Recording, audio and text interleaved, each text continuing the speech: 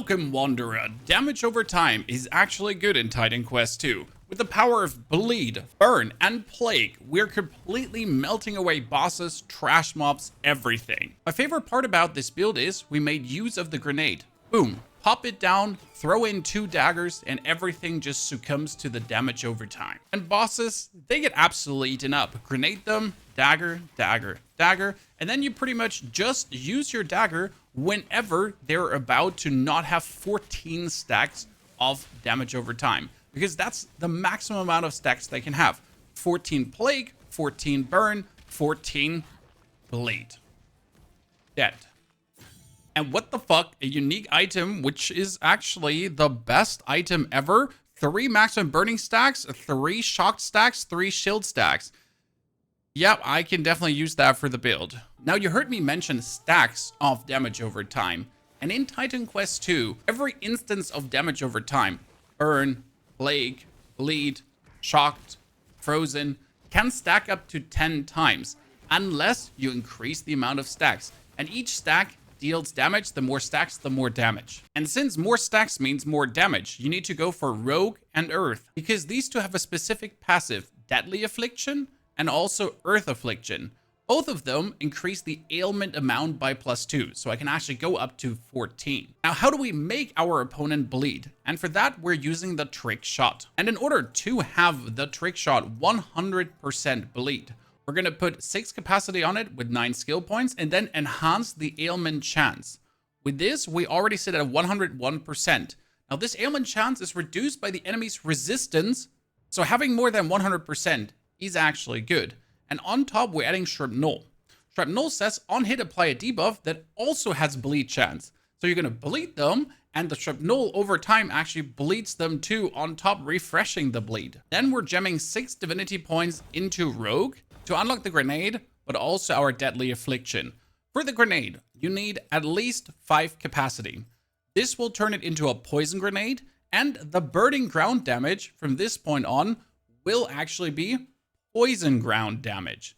Why are we turning it into poison? Because that will be our source of plague, poison damage over time, and then with Earth, we can actually add easy burn damage on top. First passive to max out is Deadly Affliction. In the beginning, you're going to take ailment chance, but as we get more ailment chance over time and the ailment for the blade, you rather go for more power and more ailment amount. And with these two things, pretty much at minimal efficiency, throw in your poison bomb, 1-2 daggers, and everything already dies.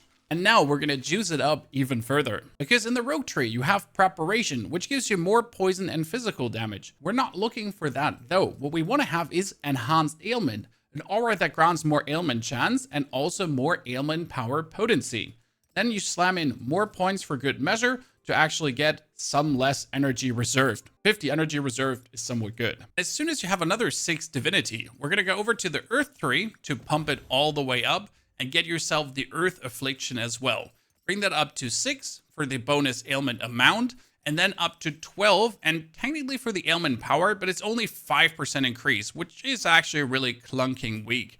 So you might actually be better off getting another 10% ailment chance, but also that 10% is not really needed, so 5% ailment power is better than not 5% ailment power. What's missing now to take this even further? That would be fire damage, because 3 dots is better than only 2 sources of damage over time. And for this, you're going to take the Flame Volley because it's automatic. We're going to slam as many points as we need to get the enhanced ailment to maximum. And then we're going to have it orbit around us. What happens now is that we're using energy. Our Flame Volley will get affinity stacks, automatically poop out fireballs, which create burn. For this, we need to increase our chance to burn. And that is over on the Rogue tree, all the way on the top. We can put in 1, 2, 3, 4, and then increase our burn chance and our burn power as we also get more fire damage and burn chance. 4 points would still go into the Earth tree that we get some more energy and also some more energy regeneration to always have energy that we can throw something at the opponent. We get 7 points over, and you definitely want to put 4 into the Plague to get also a better Plague chance and Plague power. And if I had, well, a full more 4, I would also increase the poison damage here. But I'm pretty much missing 1 level, 1 point to get this up to the 8. Our last 2 active points, though, we can definitely use for Vanish. In the case of Vanish, you can slam a lot of points in because every point gives you enhanced ailment, which means that for 6 seconds we deal 30% increased damage and we get 16% increased ailment power. That we can obviously stack all the way up to 5 stacks. How would this look against our buddy Pan? Go into your Vanish mode, throw grenade, then dagger him. It takes already huge damage. Then whenever the grenade is ready, you use it right away, and hopefully he just stands into it. He might just sometimes run out. Use your Vanish whenever you can because it just gives you more power. Then spam your dagger to keep up the 14, but don't just over spam the dagger, right? You always want to have enough energy. And you don't actually have to stand super close to the enemy, right? I just like to stand closer to him because if I stand closer to him, he also stands in the poison bomb. As you can see, we just have him down without a single issue. Now, if you want to get a bit more close and personal with your opponent, instead of using the trick shot, let's move that out of the way, you can also use in the Earth Tree the Fissure ability. Fissure does actually do strike damage. And in order to bleed someone, you have to do pierce damage. Bleeding is caused by pierce damage. Which means in case of the Fissure, we can turn with the spikes 100% damage converted to pierce damage. And 40% added base ailment chance. So we're already sitting at 150% base chance. I can sit at 269% with 2 ranks into spikes. And then we can also add lava fissures. So at this point, we're not only piercing, we're also doing fire damage. And we can add even additional fissures on top for more fire damage ticks at the same time to trigger more burn stacks. And then lastly, add another rank of spikes. Fissure works very similar to what we had before. The key difference of you having to be more up close and personal and your burn stacks building faster up than your bleed stacks. But also your bleed stacks actually degradating faster. And the main reason for your bleed stacks going away faster is because you don't have this bleed debuff that restacks them. But you actually notice how our damage is pretty sick as well, because we're just really stacking up a lot of these stacks too, and it's kind of crazy. So choose your poison here, what you actually like more. Do you like more the fire damage over time, or are you more a fan of the throwing a dagger from safety?